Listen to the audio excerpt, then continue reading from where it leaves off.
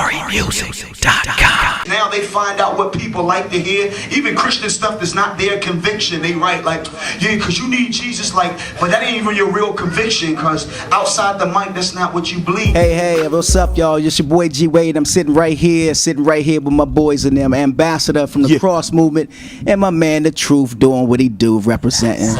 What's up, fellas? Everything's up, man. All is good, no doubt. Open book, history. Absolutely. History, man, it's just mad history. Yeah. Over 10 years, man. Absolutely. Talk about it, man. Yeah.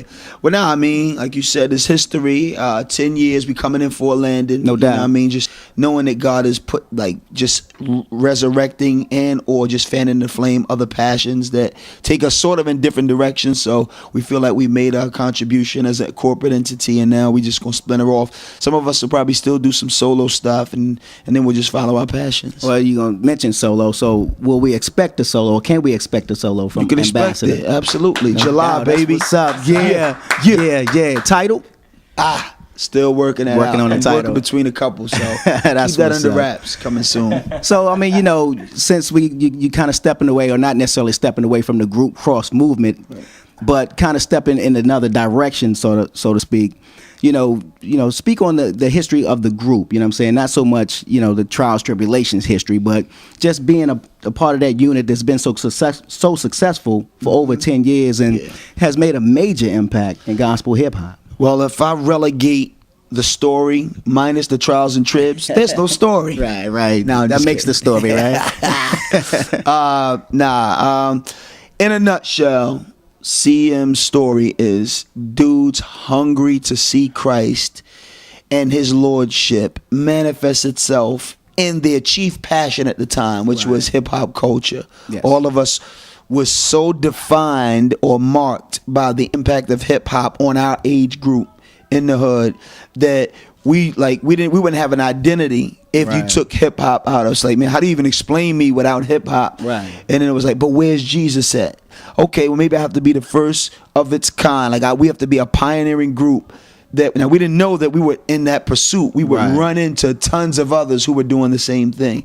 But we began to do it. We began to have a very Christocentric and theological edge, and we wanted that to be our distinguishing mark among all the people who were even just being evangelistic. So theological and not just evangelistic.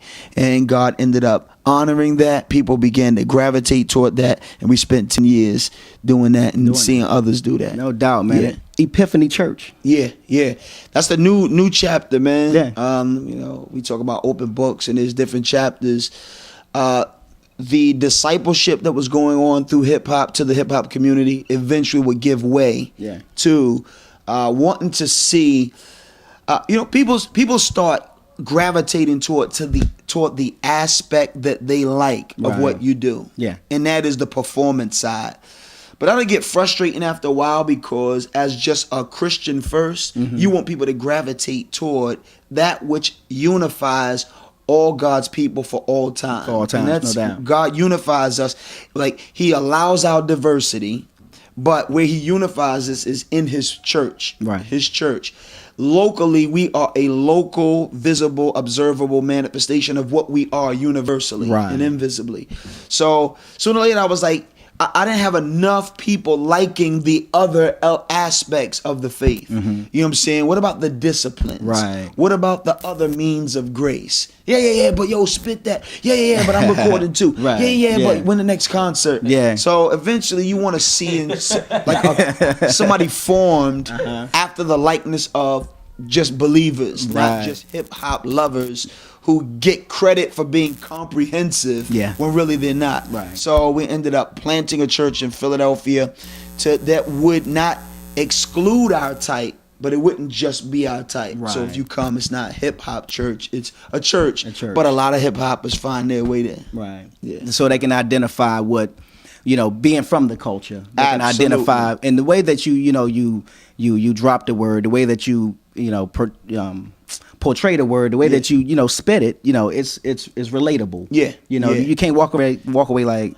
what was he talking about? I don't have no idea. You know what I'm saying? Sometimes I guess they can, because when we when we're ministering in a broader context, you can take them there. Right. And sometimes they'll be like, "Hey man, Like, tell some more jokes. Hey, man, you was funnier at crossover. Right. And it's like, yo, man, here it's time to exposit. One of the challenges in that was having to deal with what the text says. Right. Like, if you just tell me come and speak, I could find something that I like that I think you'll like in the Bible. But if we're teaching people what the book of John says, Right. when I get to, you know what I'm saying, chapter 10, I got to deal with what's in chapter 10. I can be like, but this don't rock. And we in 11. Oh, man, I wish we were still in 1. Right. Because 1 is hot. Yeah. In the beginning was the Word, and the Word was with God. That killed You can it. make a song out You of know what I'm that. saying? Right, you know what I mean? I was like, dang, but 11 is just, plus it's repeating what 9 and 8 was saying. Right, yeah. Like, so it was a challenge, but, you know what I mean? But effective. You Yeah. definitely do it effectively, no doubt, man. Amen. But you mentioned open book, which takes me to you. My life's an open book. I'm not the one and only, but I'm one of many. Ambassador for the Lord Jesus Christ. You're tuned into G Wade Honor and Glory videos, getting you open all the time for Jesus. Honor and Glory music.